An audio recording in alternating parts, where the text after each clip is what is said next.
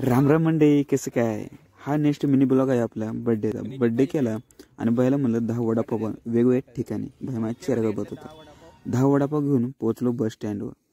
हे जे तुम्ही पुढचं जे जोडपं बघताय, ह्यांना खरोखर दिसत नाही दोघांना, पण तरी पण खूप काम करतात.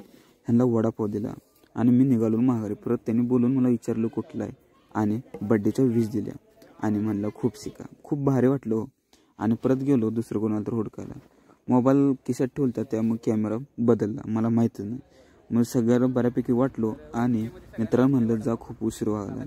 मित्रांनी खूप मदत केली ती मला. त्यांनी बाईकवर म्हणजे इकडं तिकडं सगळं मदत केली ती. त्याला जा म्हणलं, त्याने शेवटी जात होता बर्थडे पुन्हा एकदा केला आणि कोल्हापूरची बस पकडलो आणि बसलो बसमध्ये.